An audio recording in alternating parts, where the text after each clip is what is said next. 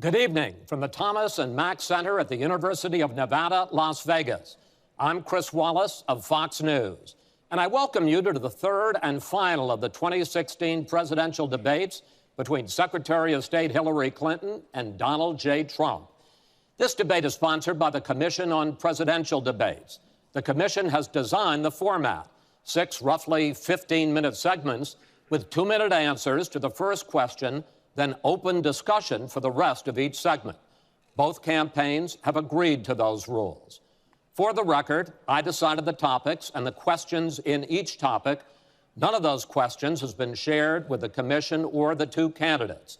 The audience here in the hall has promised to remain silent. No cheers, boos, or other interruptions so we and you can focus on what the candidates have to say. No noise except right now, as we welcome the Democratic nominee for president, Secretary Clinton, and the Republican nominee for president, Mr. Trump.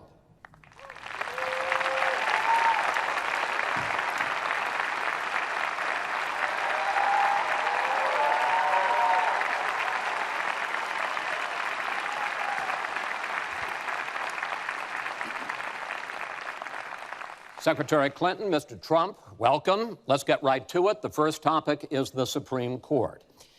You both talked briefly about the court in the last debate, but I want to drill down on this because the next president will almost certainly have at least one appointment and likely or possibly 2 or 3 appointments, which means that you will, in effect, determine the balance of the court for what could be the next quarter century.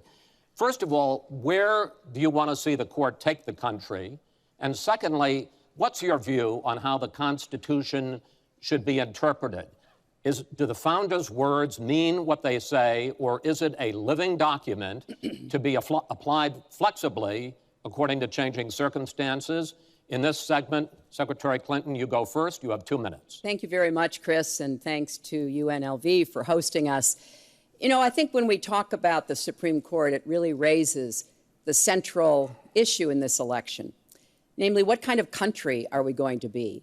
What kind of opportunities will we provide for our citizens? What kind of rights will Americans have? And I feel strongly that the Supreme Court needs to stand on the side of the American people, not on the side of the powerful, corporations, and the wealthy.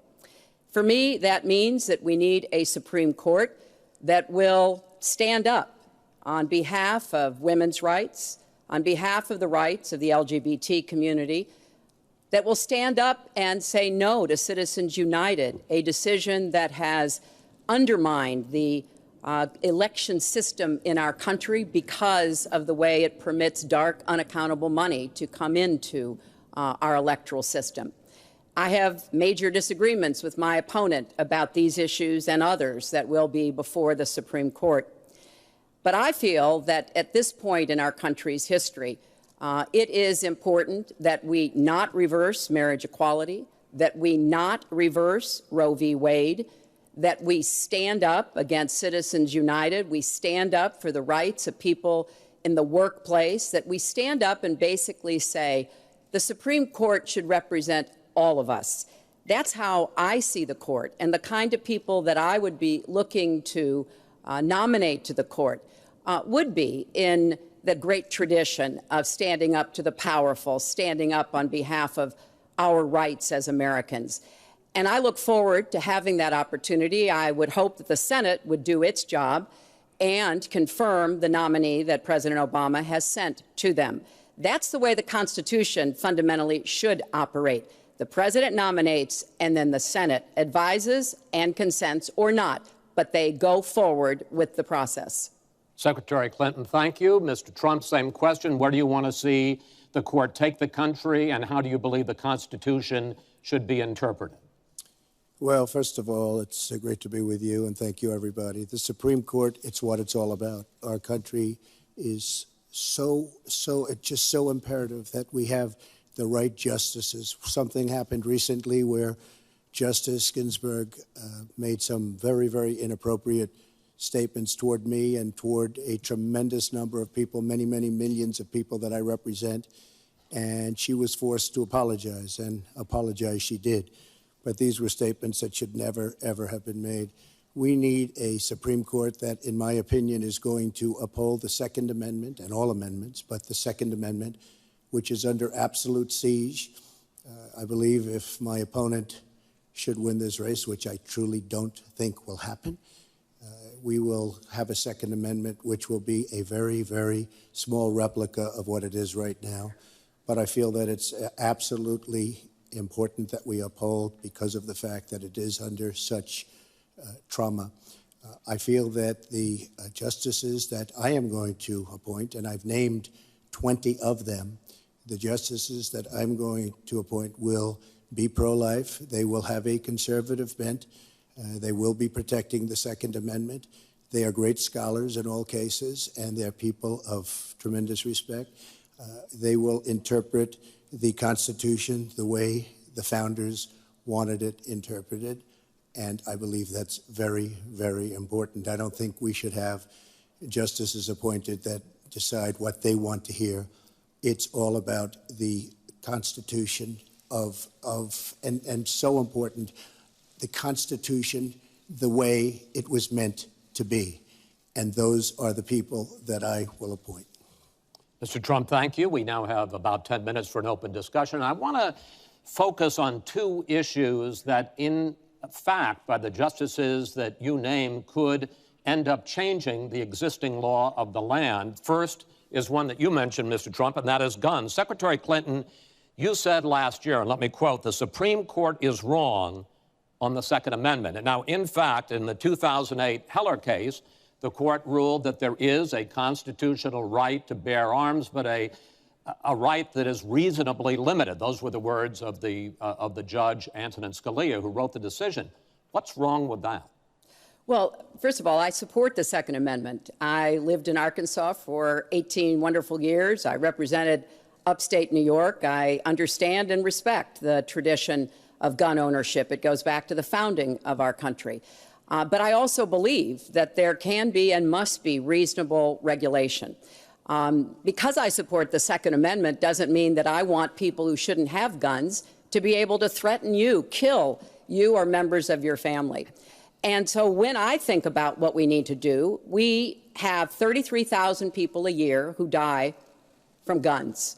I think we need comprehensive background checks, need to close the online loophole, close the gun show loophole. There's other matters that I think are sensible, that are the kind of reforms that would make a difference, that are not in any way conflicting with the Second Amendment. You mentioned the Heller decision, and what I was saying that you referenced, Chris, was that I disagreed with the way the court applied the Second Amendment in that case, because what the District of Columbia was trying to do was to protect toddlers from guns. And so they wanted people with guns to safely store them. And the court didn't accept that reasonable regulation, but they've accepted many others. So I see no conflict between saving people's lives and defending the Second Amendment. Let me bring Mr. Trump in here. The Bipartisan Open Debate Coalition got millions of votes on questions to ask here, and this was, in fact, one of the top questions that they got. How will you ensure the Second Amendment is protected? You just heard Secretary Clinton's answer. Does she persuade you that while you may disagree on regulation, that in fact she supports a Second Amendment right to bear arms? Well, the D.C. versus Heller decision was very strongly, and she was extremely angry about it. I watched. I mean, she was very, very angry when upheld. And Justice Scalia was so involved, and it was a well-crafted decision. But Hillary was extremely upset, extremely angry, and people that believe in the Second Amendment and believe in it very strongly were very upset with what she had to say. Well, let me bring in Secretary Clinton. Were you extremely upset? Well, I was upset because, unfortunately, dozens of toddlers injure themselves, even kill people with guns, because, unfortunately, not everyone who has loaded guns in their homes takes appropriate precautions. But there's no doubt that I respect the Second Amendment, that I also believe there's an individual right to bear arms. That is not in conflict with sensible, common sense regulation. And Look, I understand that Donald's been strongly supported by the NRA. The gun lobby's on his side. They're running millions of dollars of ads against me.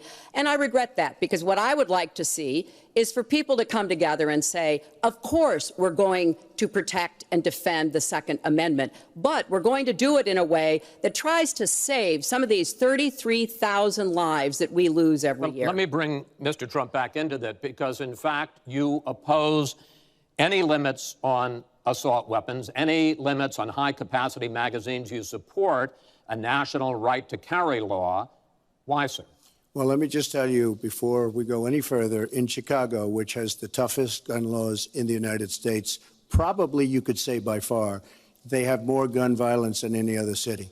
So we have the toughest laws, and you have tremendous gun violence. I am a very strong supporter of the Second Amendment, and I don't know if Hillary was saying it in a sarcastic manner, but I'm very proud to have the endorsement of the NRA, and it's the earliest endorsement they've ever given to anybody who ran for president. So I'm very honored by all of that.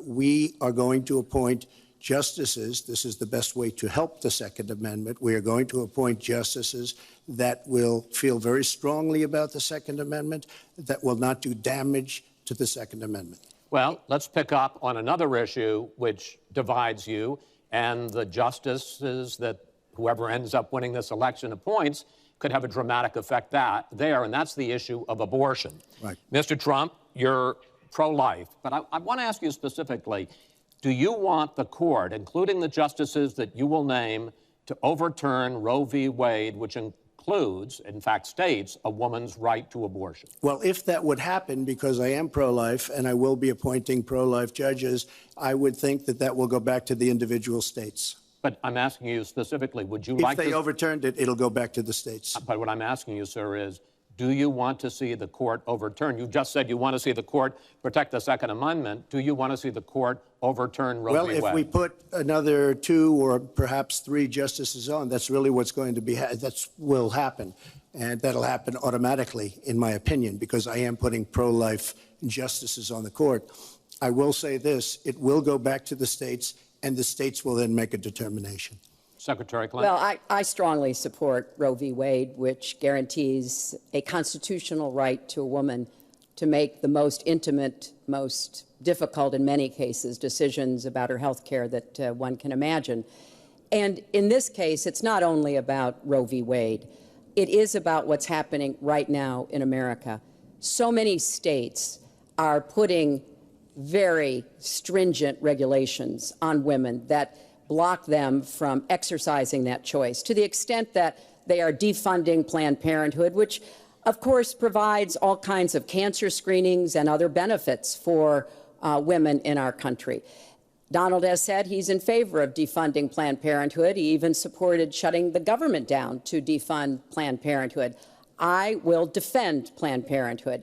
I will defend Roe v. Wade, and I will defend women's rights to make their own health care decisions. And we have come too far to have that turn back now. And indeed, he said women should be punished, that there should be some form of punishment for women who obtain abortions. And I could just not be more opposed to that kind of thinking. I'm going to give you a chance to respond, but I want to ask you, Secretary Clinton, I want to explore how far you believe the right to abortion goes. You have been quoted as saying that the fetus has no constitutional rights.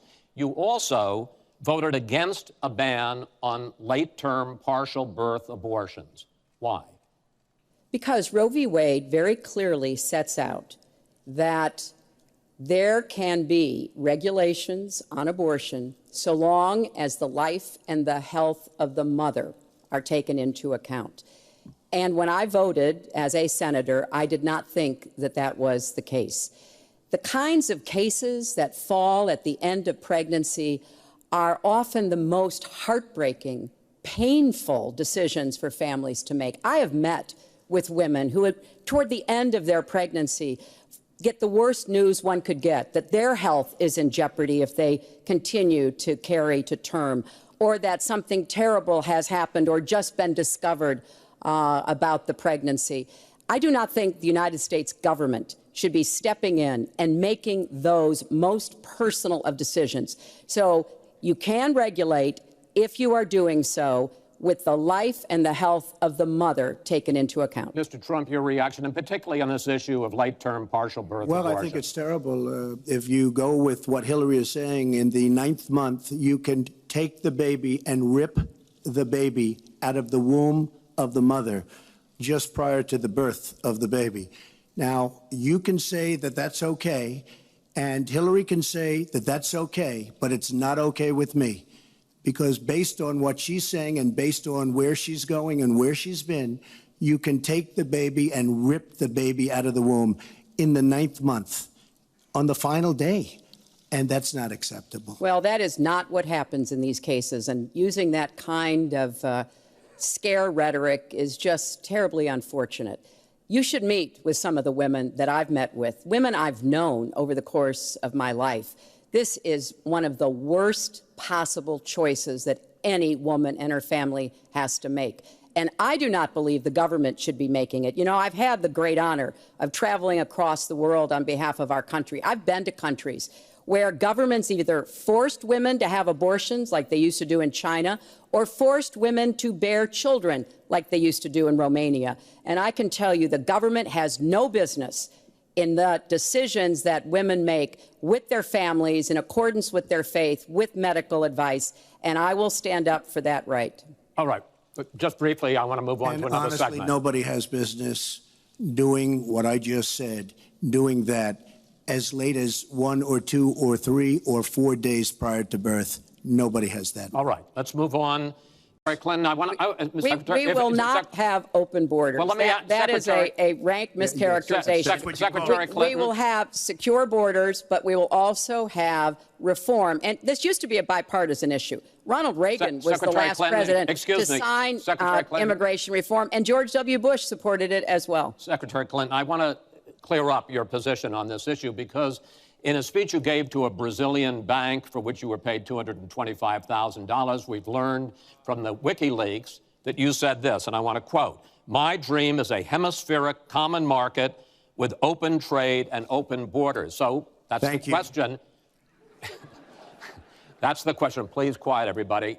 Is that your dream, open borders? Well, if you went on to read the rest of the sentence, I was talking about energy. You know, we trade more energy with our neighbors than we trade with the rest of the world combined. And I do want us to have an electric grid, an energy system that crosses borders. I think that will be a great benefit to us. But you are very clearly quoting from WikiLeaks. And what's really important about WikiLeaks is that the Russian government has engaged in espionage against Americans. They have hacked American websites, American accounts of private people, of institutions. Then they have given that information to WikiLeaks for the purpose of putting it on the internet. This has come from the highest levels of the Russian government, clearly from Putin himself, in an effort, as 17 of our intelligence agencies have confirmed, to influence our election. So I actually think the most important question of this evening, Chris, is finally, will Donald Trump admit and condemn that the Russians are doing this and make it clear that he will not have the help of Putin in this election, that he rejects Russian espionage against Americans, which he actually encouraged in the past. Those are the questions we need answered. We've never had anything like this happen in any of our elections before. That was a great pivot off the fact that she wants open borders, okay? How did we get onto Putin? Hold on. No. Wait. Hold on, folks, because this is going to end up getting out of control. Let's try to keep it quiet for the candidates and for the American people. So just to finish on the borders. Yes. She wants open borders. People are going to pour into our country. People are going to come in from Syria. She wants 550% more people than Barack Obama. And he has thousands and thousands of people. They have no idea where they come from. And you see, we are going to stop radical Islamic terrorism in this country. She won't even mention the words, and neither will President Obama. So I just want to tell you, she wants open borders. Now we can talk about Putin. I don't know Putin. He said nice things about me. If we got along well, that would be good. If Russia and the United States got along well and went after ISIS, that would be good.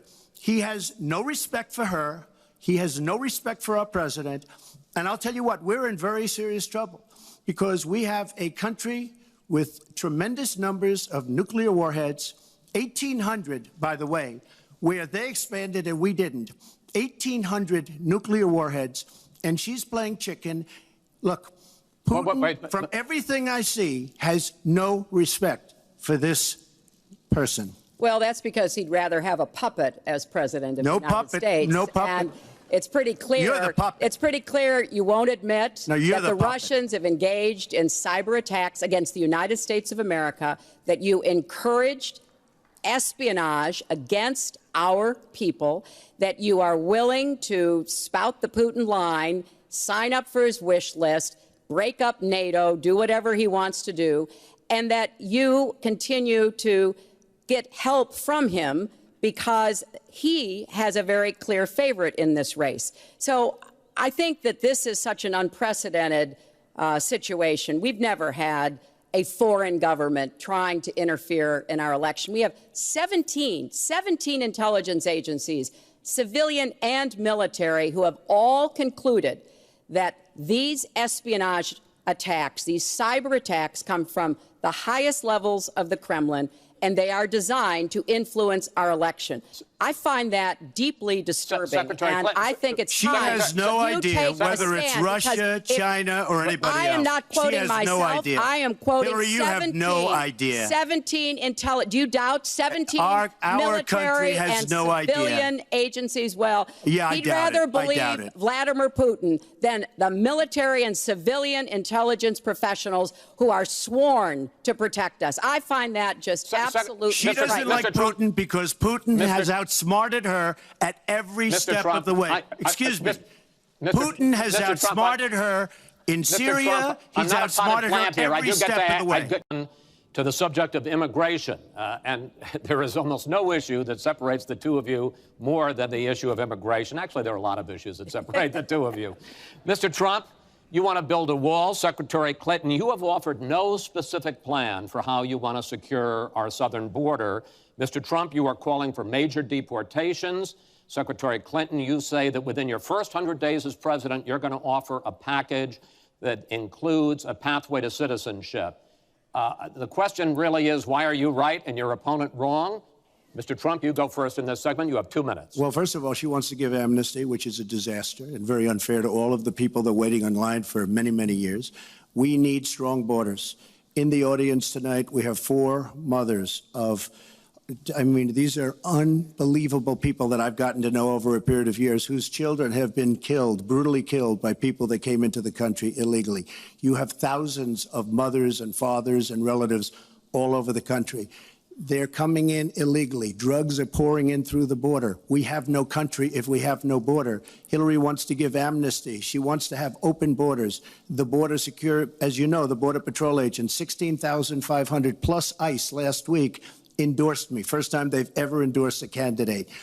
It means their job is tougher, but they know what's going on. They know it better than anybody. They want strong borders. They feel we have to have strong borders. I was up in New Hampshire the other day. The biggest complaint they have, it's with all of the problems going on in the world, many of the problems caused by Hillary Clinton and by Barack Obama, all of the problems, their single biggest problem is heroin that pours across our southern borders, just pouring and destroying their youth. It's poisoning the blood of their youth and plenty of other people.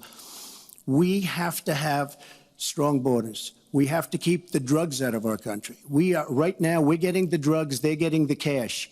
We need strong borders. We need we cannot give amnesty. Now, I want to build the wall. We need the wall. The Border Patrol, ICE, they all want the wall. We stop the drugs. We shore up the border.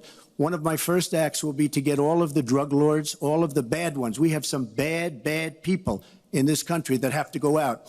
We're going to get them out. We're going to secure the border. And once the border is secured, at a later date, we'll make a determination as to the rest. But we have some bad hombres here, and we're going to get them out. Mr. Trump, thank you. Same question to you, Secretary Clinton. Basically, why are you right and Mr. Trump is wrong? Well, as he was talking, I was thinking about a young girl I met here in Las Vegas, Carla, who was very worried that her parents might be deported because She was born in this country, but they were not. They work hard. They do everything they can to give her a good life.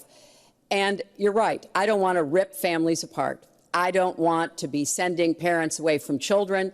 I don't want to see the deportation force that Donald has talked about in action in our country. We have 11 million undocumented people. They have 4 million American citizen children, 15 million people. He said as recently as a few weeks ago in Phoenix that every undocumented person would be subject to deportation. Now, here's what that means. It means you would have to have a massive law enforcement presence, where law enforcement officers would be going school to school, home to home, business to business, rounding up people who are undocumented.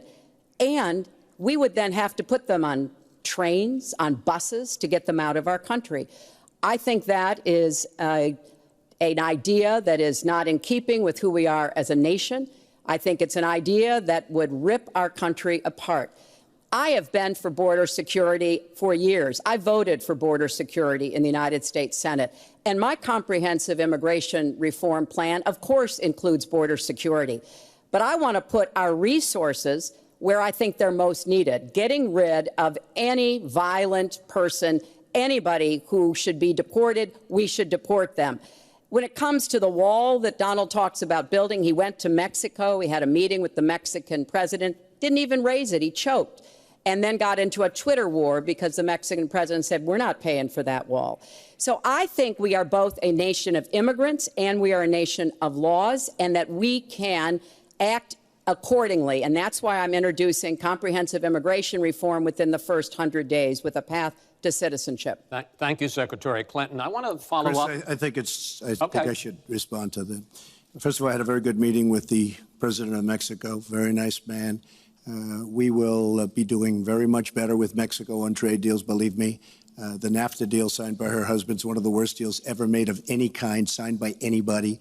It's a disaster. Hillary Clinton wanted the wall. Hillary Clinton fought for the wall in 2006 or thereabouts. Now, she never gets anything done, so naturally the wall wasn't built. But Hillary Clinton wanted the wall. Well, we are a country of laws. And by the way, no, wait. I'd like to hear from. I'd like to hear from Secretary Clinton. I voted for border security, and there are some limited places where that was appropriate. There also is necessarily going to be new technology and how best to deploy that.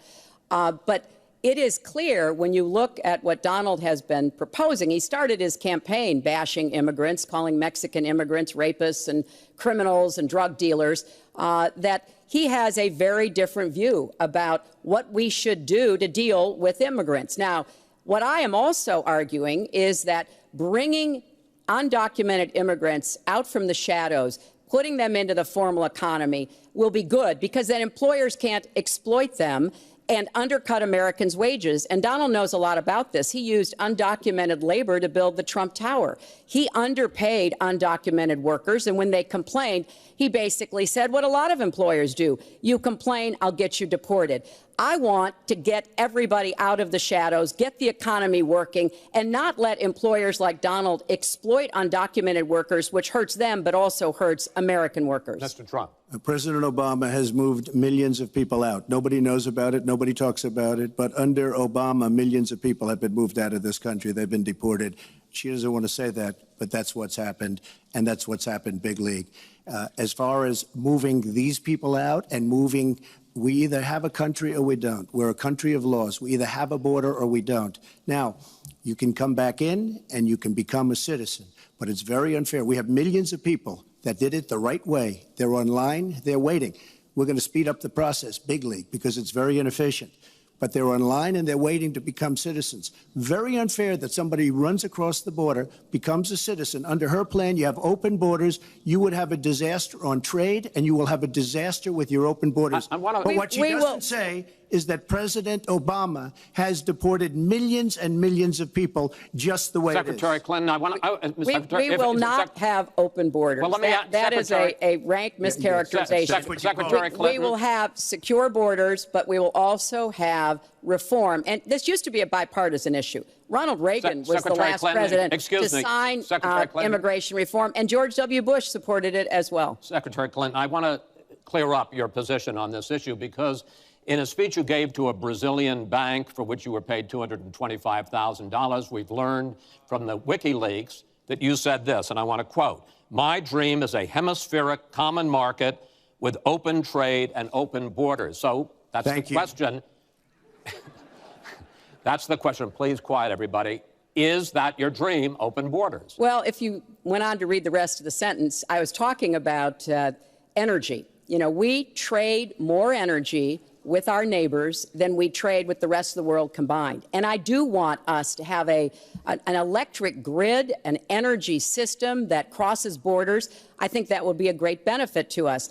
But you are very clearly quoting from WikiLeaks, and what's really important about WikiLeaks is that the Russian government has engaged in espionage against Americans.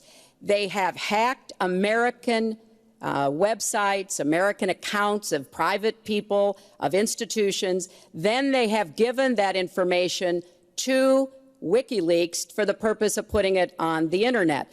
This has come from the highest levels of the Russian government, clearly from Putin himself, in an effort, as 17 of our intelligence agencies have confirmed, to influence our election. So I actually think the most important question of this evening, Chris, is finally, will Donald Trump admit and condemn that the Russians are doing this and make it clear that he will not have the help of Putin in this election, that he rejects Russian espionage against Americans, which he actually encouraged in the past. Those are the questions we need answered. We've never had anything like this happen in any of our elections before.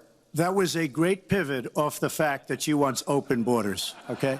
How did we get onto Putin? Hold on. No. Wait. Hold on, folks, because this is going to end up getting out of control. Let's try to keep it quiet for the candidates and for the American people. So just to finish on the borders. Yes. She wants open borders. People are going to pour into our country. People are going to come in from Syria. She wants 550% more people than Barack Obama. And he has thousands and thousands of people. They have no idea where they come from. And you see, we are going to stop radical Islamic terrorism in this country. She won't even mention the words, and neither will President Obama.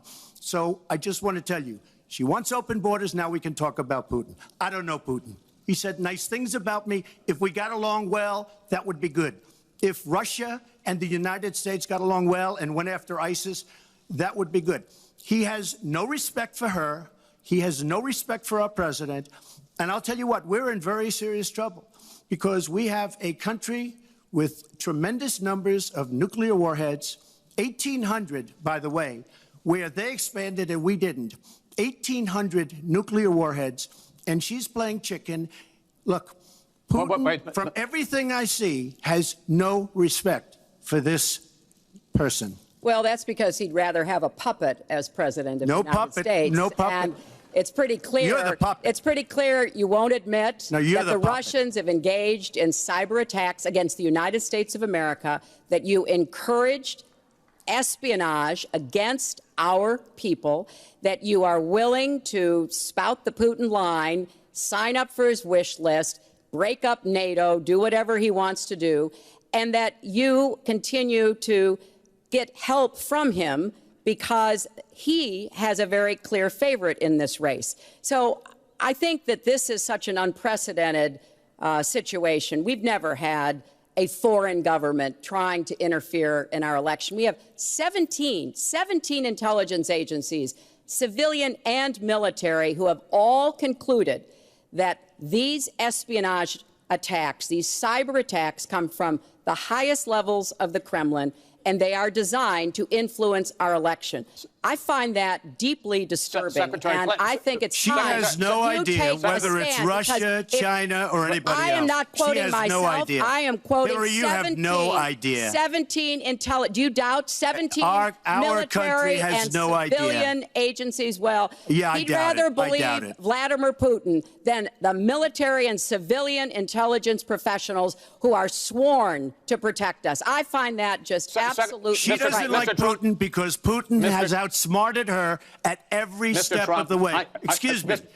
Putin has outsmarted her in Mr. Syria. Trump, He's I'm not a potted outsmarted plant her here. every step of the way. I do get to ask some questions. Yes, that's And I would fine. like to ask you this direct question. The top national security officials of this country do believe that Russia has been behind these hacks. Even if you don't know for sure whether they are, do you condemn any interference by Russia in the American election? By Russia or anybody else. You condemn their interference? Of course I condemn. Of course I can. I don't know Putin. I have I'm no not idea. asking you. I'm asking I you, do never you met condemn? Putin. This is not my best friend. But if the United States got along with Russia, wouldn't be so bad. Let me tell you, Putin has outsmarted her and Obama at every single step of the way, whether it's Syria, no, you name it, missiles. Take a look at the startup that they signed. The Russians have said, according to many, many reports, I can't believe they allowed us to do this. They create warheads and we can't. The Russians can't believe it. She has been outsmarted by Putin, and all you have to do is look at the Middle East. They've taken over. We've spent $6 trillion. They've taken over the Middle East.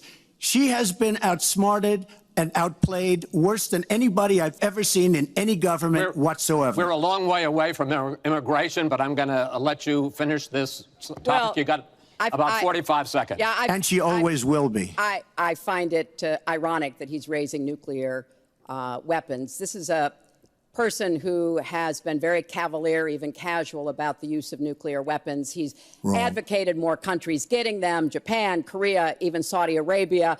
He's said, well, if we have them, why don't we use them, which I think is terrifying.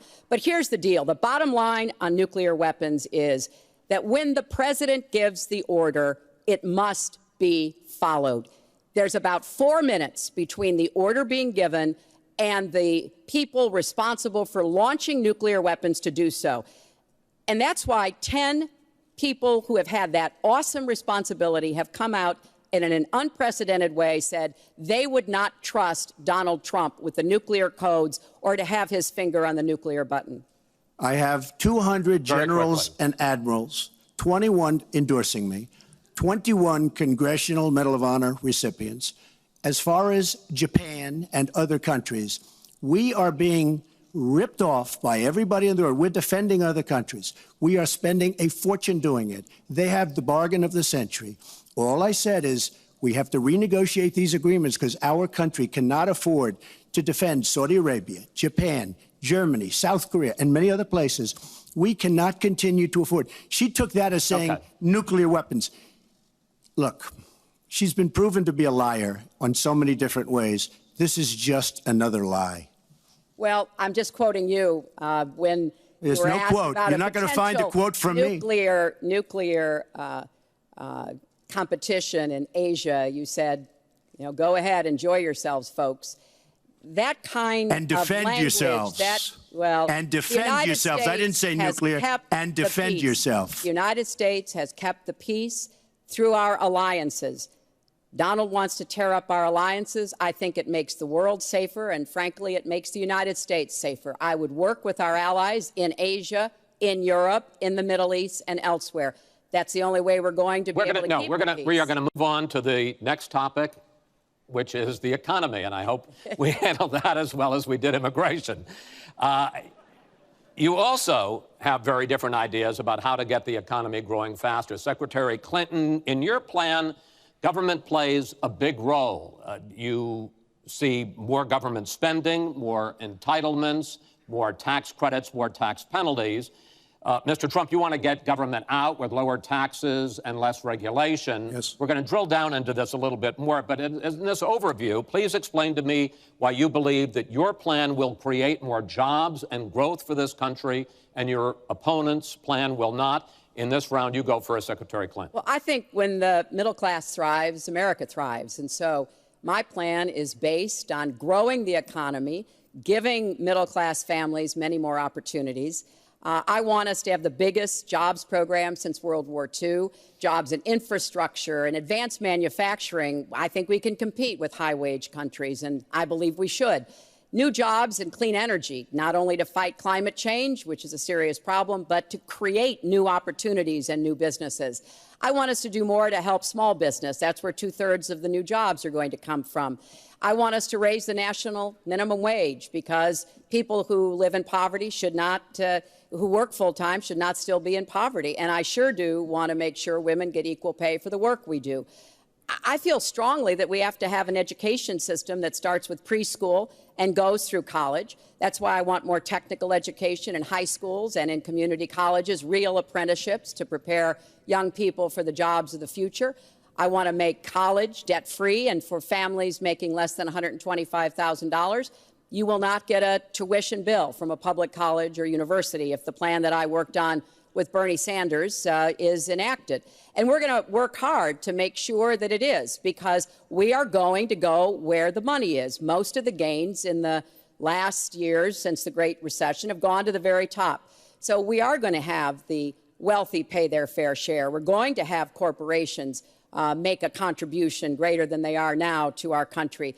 That is a plan that has been analyzed by independent experts, which said that it could produce 10 million new jobs. By contrast, Donald's plan has been analyzed to conclude it might lose 3.5 million jobs. Why? Because his whole plan is to cut taxes, to give the biggest tax breaks ever to the wealthy and to corporations, adding $20 trillion to our debt and causing the kind of dislocation that we have seen before, because it truly will be trickle-down economics on steroids. So the plan I have, I think, will actually produce greater opportunities. The plan he has will cost us jobs and possibly lead to another Great Recession. Secretary, thank you. Mr. Trump, why will your plan create more jobs and growth than Secretary Clinton? Well, first of all, before I start on my plan, her plan is going to raise taxes and even double your taxes. Her tax plan is a disaster.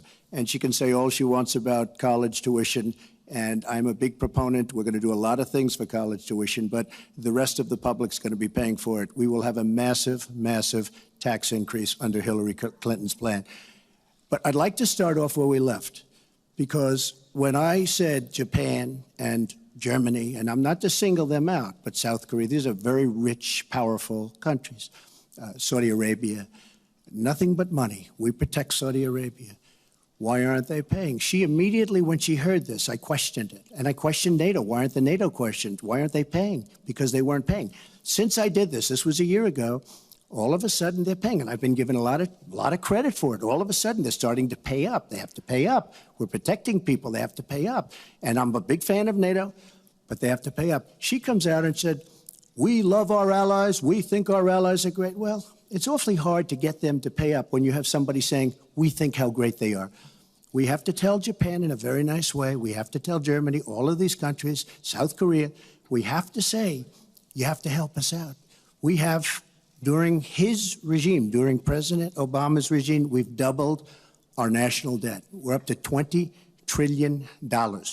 So my plan, we're going to renegotiate trade deals. We're going to have a lot of free trade. We're going to have free trade, more free trade than we have right now. But we have horrible deals. Our jobs are being taken out by the deal that her husband signed, NAFTA, one of the worst deals ever. Our jobs are being sucked out of our economy. You look at all of the places that I just left. You go to Pennsylvania, you go to Ohio, you go to Florida, you go to any of them. You go upstate New York. Our jobs have fled to Mexico and other places. We're bringing our jobs back. I am going to renegotiate NAFTA. And if I can't make a great deal, then we're going to terminate NAFTA and we're going to create new deals. We're going to have trade, but we're going to terminate it. We're going to make a great trade deal. And if we can't, we're going to do it. We're going to go a separate way, because it has been a disaster. We are going to cut taxes massively. We're going to cut business taxes massively. They're going to start hiring people. We're going to bring the $2.5 trillion that's offshore back into the country. We are going to start the engine rolling again, because right now our country is dying at 1% GDP. Well, let me translate that if I can, Chris, because you can't. The fact is he's going to advocate for the largest tax cuts we've ever seen, 3 times more than the tax cuts under the Bush administration. I have said repeatedly throughout this campaign, I will not raise taxes on anyone making $250,000 or less. I also will not add a penny to the debt. I have costed out what I'm going to do. He will, through his massive tax cuts, add $20 trillion to the debt. Well, he mentioned the debt.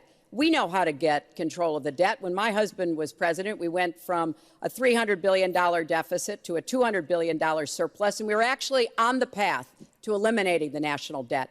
When President Obama came into office, he inherited the worst economic disaster since the Great Depression. He has cut the deficit by 2/3. So, yes, one of the ways you go after the debt, one of the ways you create jobs is by investing in people. So I do have investments in new jobs, investments in education, skill training, and the opportunities for people to get ahead and stay ahead. That's the kind of approach that will work.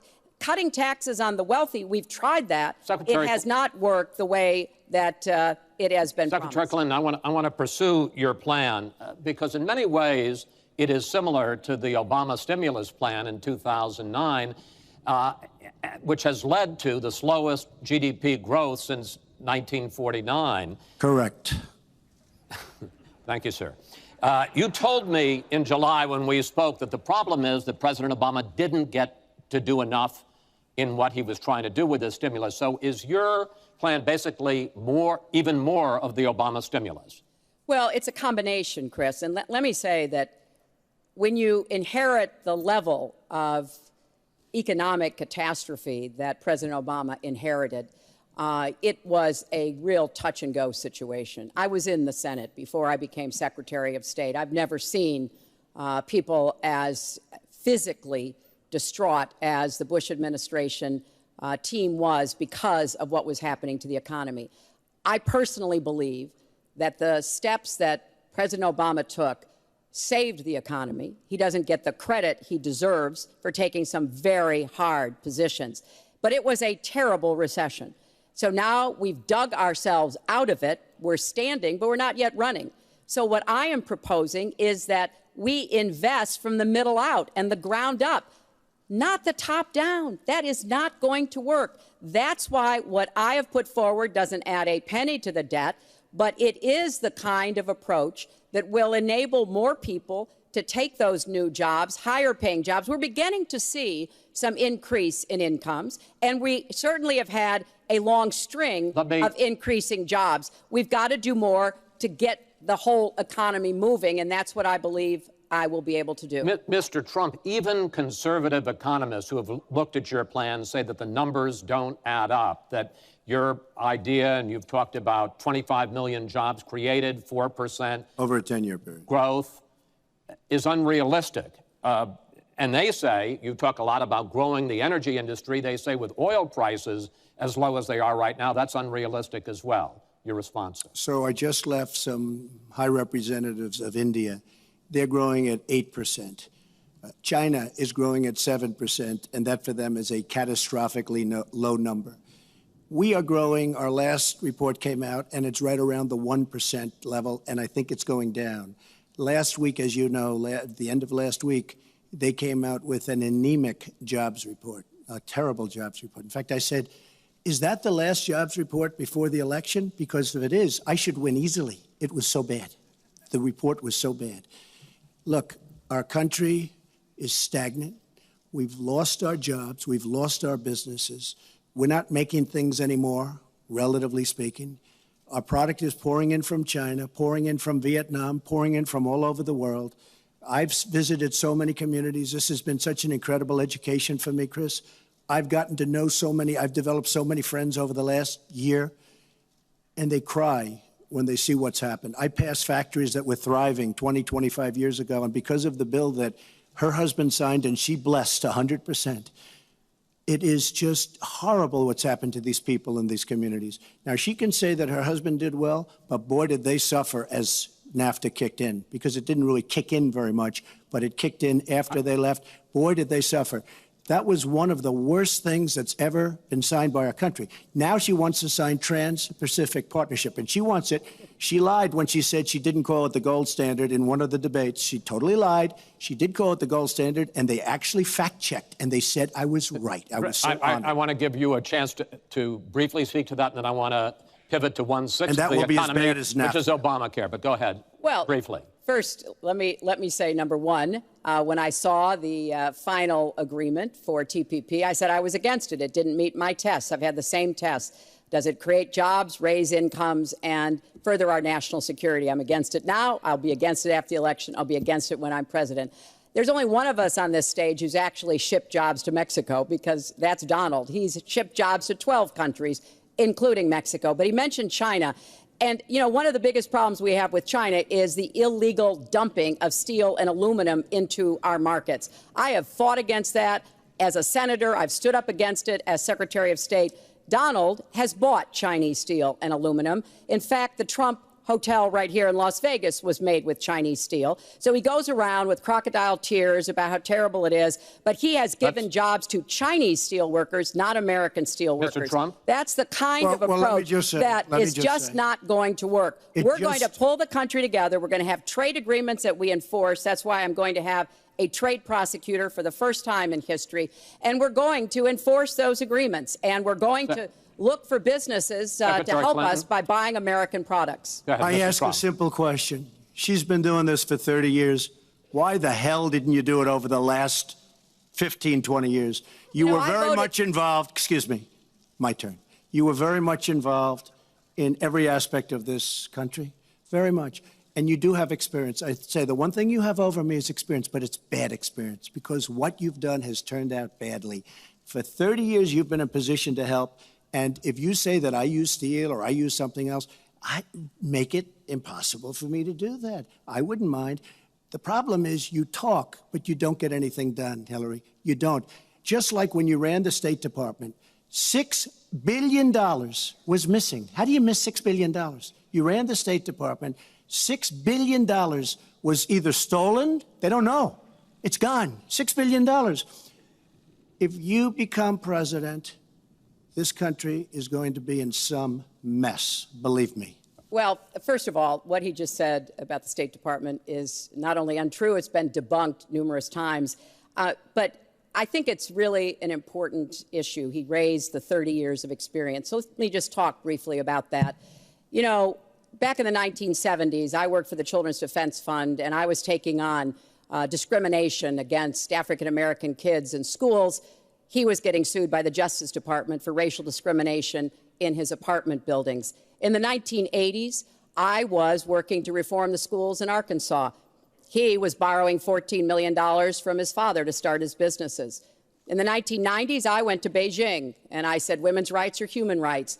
He insulted a former Miss Universe, Alicia Machado, called her an eating machine. And on the day when I was in the Situation Room, monitoring the raid that brought Osama bin Laden to justice, he was hosting the Celebrity Apprentice. So I'm happy to compare my 30 years of experience, what I've done for this country, trying to help in every way I could, especially kids and families, get ahead and stay ahead, with your 30 years, and I'll let the American people make that decision. Well, I think I did a much better job. I built a massive company, a great company, some of the greatest assets anywhere in the world.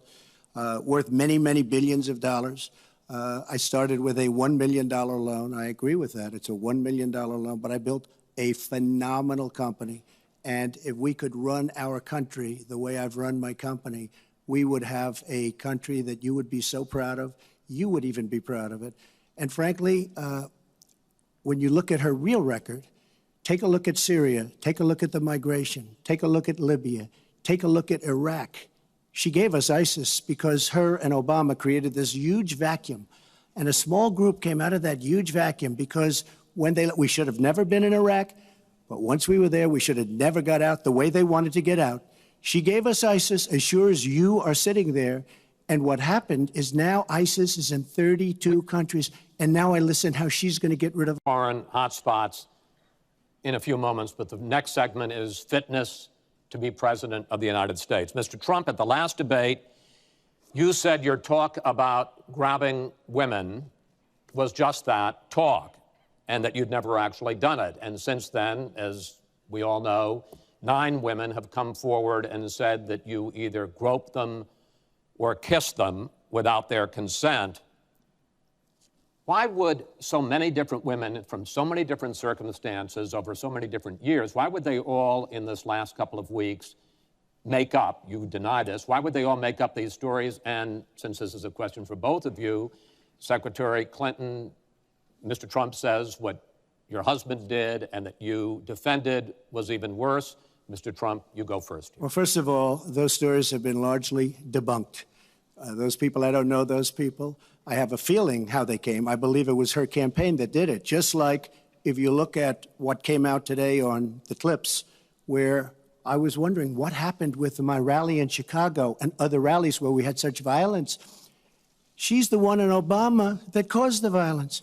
They hired people, they paid them $1,500, and they're on tape saying, be violent, cause fights, do bad things. I would say the only way, because those stories are all totally false, I have to say that. And I didn't even apologize to my wife, who's sitting right here, because I didn't do anything. I didn't know any of these women. I didn't see these women. These women, the woman on the plane, the woman, I think they want either fame or her campaign did it. And I think it's her campaign, because what I saw, what they did, which is a criminal act, by the way, where they're telling people to go out and start fistfights and start violence. And I'll tell you what, in particular in Chicago, people were hurt and people could have been killed in that riot. And that was now all on tape, started by her. I believe, Chris, that she got these people to step forward. If it wasn't, they get their 10 minutes of fame. But they were all totally, it was all fiction. It was lies and it was fiction. Well, Secretary Clinton. At the last debate, we heard Donald talking about what he did to women. And after that, a number of women have come forward saying that's exactly what he did to them. Now, what was his response? Well, he held a number of big rallies where he said that he could not possibly have done those things to those women because they were not attractive enough for I did not them say to be that. assaulted. I did not say that. In fact, he went on to say... Her 2 minutes, sir, her 2 minutes. But did not say that. It's her 2 minutes. He went on to say, look at her. I don't think so. About another woman, he said, that wouldn't be my first choice. He attacked the woman reporter writing the story, called her disgusting, as he has called a number of women during this campaign.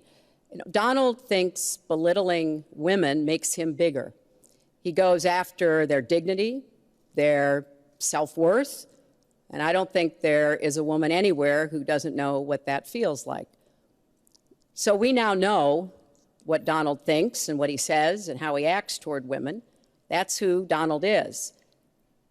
I think it's really up to all of us to demonstrate who we are and who our country is, and to stand up and be very clear about what we expect from our next president, how we want to bring our country together, where we don't want to have the kind of pitting of people one against the other, where instead we celebrate our diversity, we lift people up, and we make our country even greater. America is great because America is good. And it really is up to all of us to make that true now and in the future, and particularly for our children and our grandchildren. Mr. Trump. Nobody has more respect for women than I do. Nobody. Nobody has more respect. Please, everybody.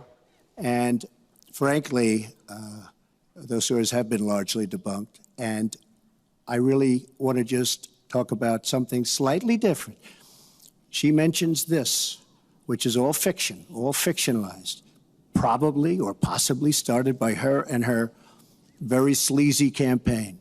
But I will tell you, what isn't fictionalized are her emails, where she destroyed 33,000 emails criminally, after getting a subpoena from the United States Congress. What happened to the FBI? I don't know. We have a great general, 4-star general, today, you read it in all the papers, going to potentially serve 5 years in jail for lying to the FBI. One lie.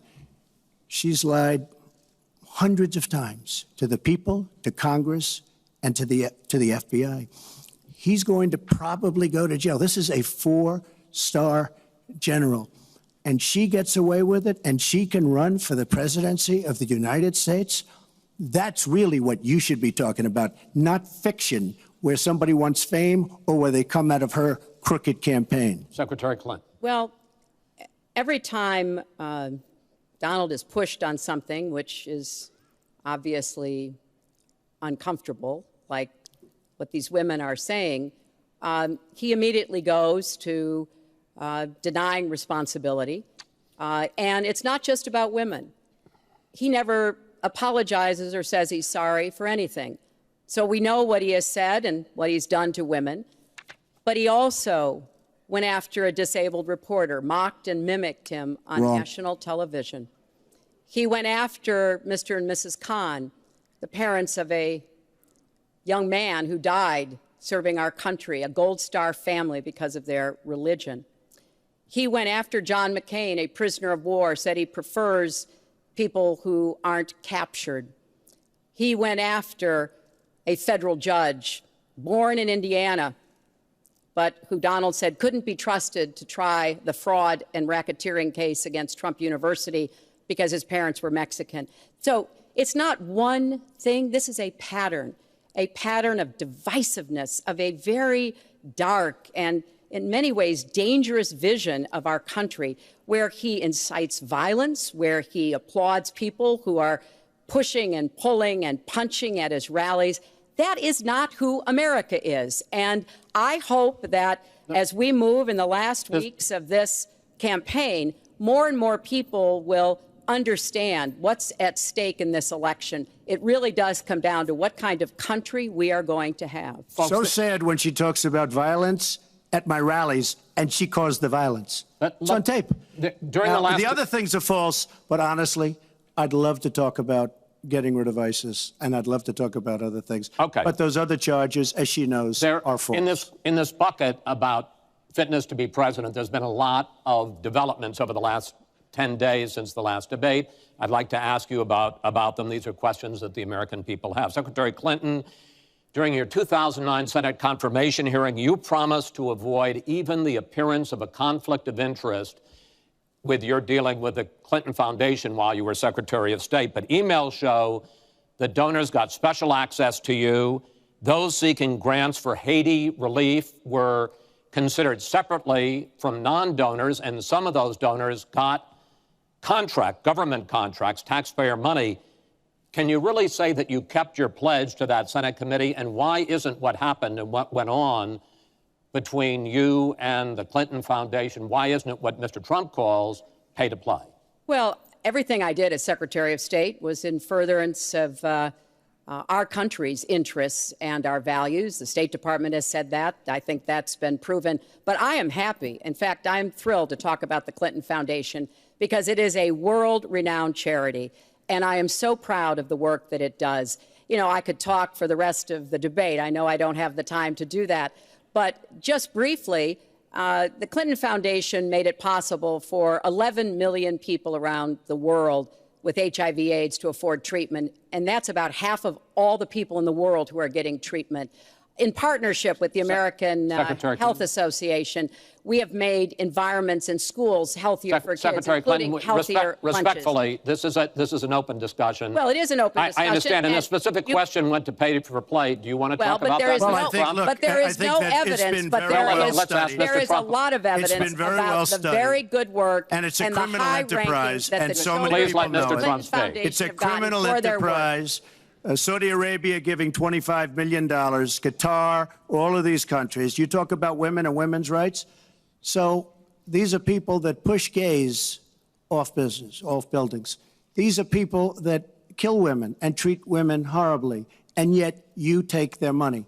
So I'd like to ask you right now, why don't you give back the money that you've taken from certain countries that treat certain groups of people so horribly? Why don't you give back the money? I think it would be a great gesture. Because she takes a tremendous amount of money, and you take a look at the people of Haiti.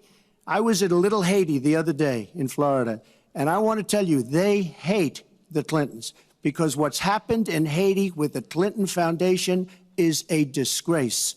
And you know it, and they know it, and everybody knows Secretary Well, Clinton. very quickly, we at the Clinton Foundation spend 90% of all the money that is donated on behalf of programs of people around the world and in our own country. I'm very proud of that. We have the highest rating from the watchdogs that follow foundations. And I'd be happy to compare what we do with the Trump Foundation, which took money from other people and bought a 6-foot portrait of Donald. I mean, who does that? It just was astonishing. But when it comes to Haiti, Haiti is the poorest country in our hemisphere. The earthquake and the hurricanes, it has devastated Haiti. Bill and I have been involved in trying to help Haiti for many years. The Clinton Foundation raised $30 million to help Haiti after the catastrophic earthquake and all of the terrible problems the people there had. We've done things to help small businesses, agriculture, and so much else. And we're going to keep working to help Haiti because it's an important part of the American They don't want you to help them anymore. I'd like to mention one thing. Trump Foundation, small foundation. People contribute. I contribute. The money goes 100% goes to different charities, including a lot of military. I don't get anything. I don't buy boats. I don't buy planes. What happens is the money goes out. Wasn't some of the money used to settle your lawsuit, sir? No, it was. We put up the American flag, and that's it. They put up the American flag. We fought for the right in Palm Beach to put up the American flag. There was a penalty that was imposed by Palm Beach County, and the money came from your foundation. And by the way, the money, instead of Mar-a-Lago the money yourself, went sir. to Fisher House, where they build houses. The money that you're talking about went to Fisher House, where they build houses for veterans and disabled. I want to get into one But last... of course, there's no way we can know whether any of that is true because he hasn't released his tax returns. He is the first candidate ever to run for president in the last 40-plus years who has not released his tax returns. So everything he says about charity or anything else, we can't prove it. You can look at our tax returns. We've got them all out there. But what is really troubling is that we learned in the last debate he has not paid a penny in federal income tax. And we were talking about immigrants a few minutes ago, Chris. You know, half of all immigrants, undocumented immigrants in our country, actually pay federal income tax. So we have undocumented immigrants in America who are paying more federal income tax than a billionaire. I find that so let me just tell you very astonishing. Simply, we're entitled, because of the laws that people like her pass, to take massive amounts of depreciation and other charges, and we do it. And all of her donors, just about all of them, I know Buffett took hundreds of millions of dollars, George Soros, took hundreds of millions of dollars. Let me just explain. All of her donors, most of her donors have done the same thing as I did. Okay. And you know what you should have done? Folks, we heard and this. You know, Hillary, what you should have done? You should have changed the law when you were a United States Senator. If you don't like we heard this. Yeah. Because your donors and your special interests are doing the same thing as I do, except even more so. Well, you should have changed the law, but you won't change the law because you take in so much money. I mean, I sat in my apartment today on a very beautiful hotel down the street, known as Trump. Made with Chinese steel. But I will tell you, I sat there watching ad after ad after ad, false ad, all paid for by your friends on Wall Street that gave so much money because they know you're going to protect them. And frankly, you should have changed the laws. Trump, if you don't like what I did, you should have changed the laws. Mr. Trump, I want to ask you about one last question in this topic. You have been warning at rallies recently that this election is rigged and that Hillary Clinton is in the process of trying to steal it from you. Your running mate, Governor Pence, pledged on Sunday that he and you, his words, will absolutely accept the result of this election. Today, your daughter Ivanka said the same thing. I want to ask you here on the stage tonight, do you make the same commitment that you will absolutely, sir, that you will absolutely accept the result of this election? I will look at it at the time. I'm not looking at anything now. I'll look at it at the time. What I've seen is so bad. First of all, the media is so dishonest and so corrupt, and the pile-on is so amazing.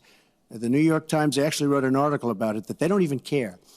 It's so dishonest, and they've poisoned the minds of the voters. But unfortunately for them, I think the voters are seeing through it. I think they're going to see through it. We'll find out on November 8th, but I think they're going to see through it. But, sir, there's if you look, excuse me, Chris, if you look at your voter rolls, you will see millions of people that are registered to vote. Millions. This isn't coming from me. This is coming from Pew Report and other places. Millions of people that are registered to vote that shouldn't be registered to vote. So let me just give you one other thing. So I talk about the corrupt media. I talk about the millions of people. Tell you one other thing. She shouldn't be allowed to run. She's guilty of a very, very serious crime. She should not be allowed to run. And just in that respect, I say it's rigged. Because she should never, Chris, she should never have been allowed to run for the presidency based on what she did with emails and so many other things. But, sir, there is a tradition in this country. In fact, one of the prides of this country is the peaceful transition of power, and that no matter how hard fought a campaign is, that at the end of the campaign, that the loser concedes to the winner. Not saying that you're necessarily going to be the loser or the winner, but that the loser concedes to the winner and that the country comes together in part for the good of the country. Are you saying you're not prepared now to commit to that principle? What I'm saying is that I will tell you at the time. I'll keep you in suspense. Well, okay? Chris, let me respond to that because that's horrifying. You know, every time Donald thinks things are not going in his direction, he claims whatever it is rigged against him. The FBI conducted a year-long investigation into my emails. They concluded there was no case. He said the FBI was rigged.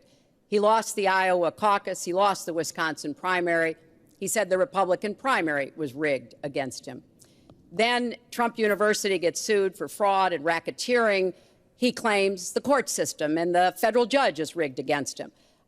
There was even a time when he didn't get an Emmy for his TV program 3 years in a row, and he started tweeting that the Emmys were rigged against him. Should have gotten it. This is a mindset. This is how Donald thinks. And it's funny, but it's also really troubling. Okay. You know, that is not the way our democracy works. We've been around for 240 years. We've had free and fair elections. We've accepted the outcomes when we may not have liked them. And that is what must be expected of anyone standing on a debate stage during a general election. You know, President Obama said the other day, when you're whining before the game is even finished, it just shows you're not up to doing the job. And let's be clear about what he is saying and what that means. He is denigrating, he's talking down our democracy. And I, for one, am appalled that somebody who is the nominee of one of our two major parties would take that kind of position. I think what the FBI did and what the Department of Justice did, including meeting with her husband, the Attorney General, on the back of an airplane on the tarmac in Arizona, I think it's disgraceful. I think it's a disgrace. All right. I think we've never had a situation so bad. Hold on, in this folks. country. The chat will remain open, so feel free during the debate to add what you are feeling, what you are thinking, and those favorite moments of yours or those oh my gosh moments. We'd love to hear them during the debate as well. So we hope you enjoy the final debate, and we really thank you for watching on Fox10Phoenix.com and Facebook Live. We're going to turn back the audio on and wait for this debate to begin.